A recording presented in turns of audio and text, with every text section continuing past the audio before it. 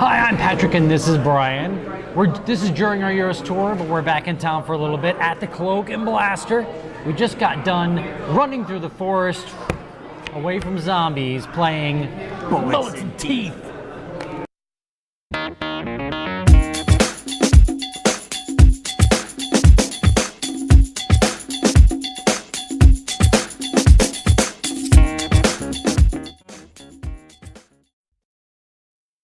Brian. Yes. Tell us all about Bullets and Teeth. Sure.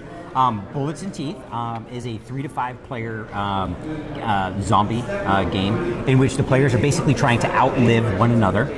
The basic mechanism of the game is it's kind of like a take that kind of game. And essentially, there's a horde of zombie cards that continually grow, and you're trying to basically either kill those zombies when you're the bait that turn, or you're trying to just avoid them, and hopefully the zombie horde will go after the next player.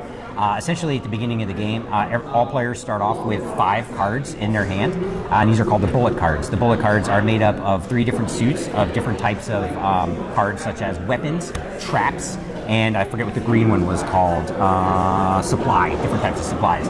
The weapons generally kill zombies. The supplies generally allow you to avoid the zombies. And the traps usually trip up your opponents, allow you to steal cards from them or make them discard stuff and all kinds of cool stuff. And then the teeth cards is a separate deck, and that's basically your horde of zombies that are going to be added to the horde every round. And also the location cards. There can only be one location card in play, and that basically triggers some other type of game environmental effect when it comes into play, and sometimes when it even leaves play, or sometimes when someone takes an action, it can trigger stuff. So those are kind of neat.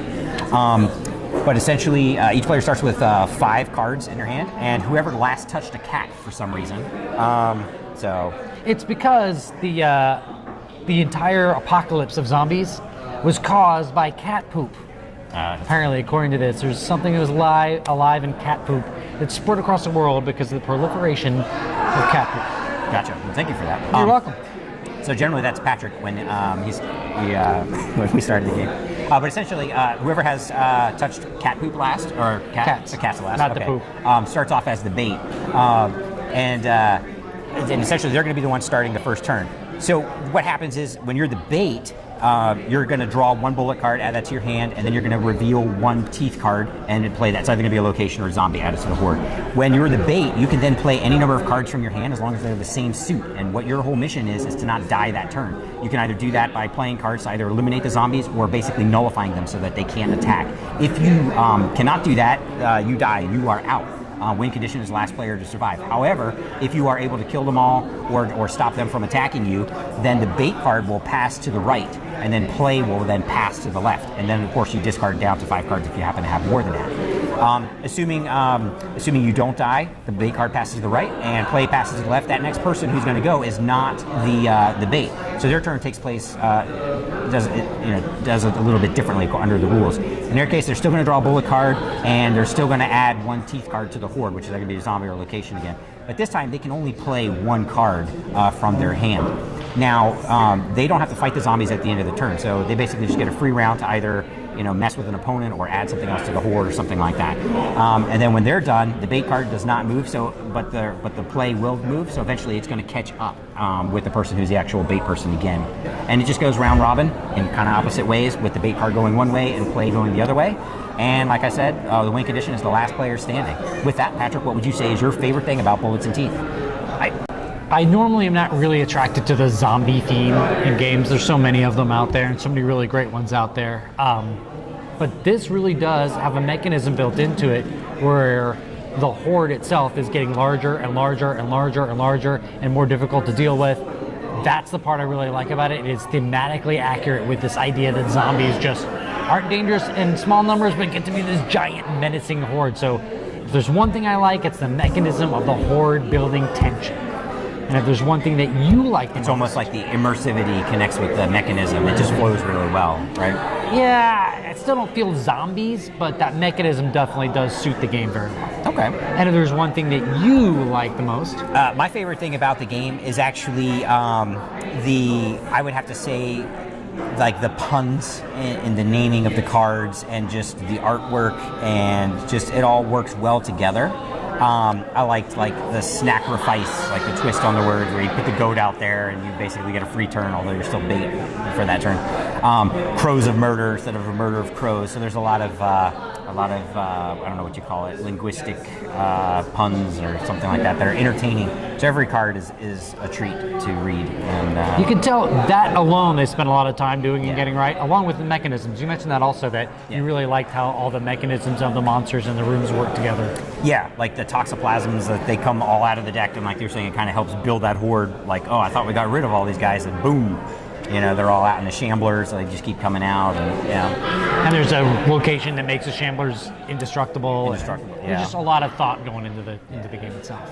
But what would you say you like the least about Bullets and Teeth? Gosh, I have to say that it's theme. I just have probably seen enough of the zombie genre.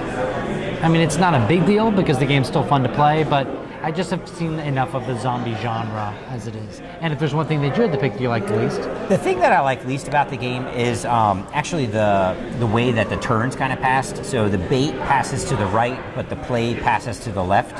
And people with small brains, sometimes it gets confusing as to like how things are going to play out. But anyways, Bullets and Teeth is already on Kickstarter right now, so make sure you jump over there, actually run away from the zombies and go over there, because if you purchase a copy of it, then you will be safe for not only this round, but till you at least get to play it. So, I'm Patrick, this is Brian. We are at the Cloak and Blaster. And if you liked what you saw today, subscribe to us. Yeah. You will get more of our beautiful faces on your screens, in between your shoe shopping on Amazon and watching porn and where the internet. What other people use for the internet other than those things? I think that's about shopping and porn and game reviews. And you could win stuff. We give stuff away. Oh, yeah, that's true. Once you sign up or once you subscribe to our channel, that enters you into a lot of contests. And none of them are pornographic, as far as we know. Well, depends how desperate we get. Yeah, they did make us take a couple of those down. So, they were fun shooting. Yes! I like it.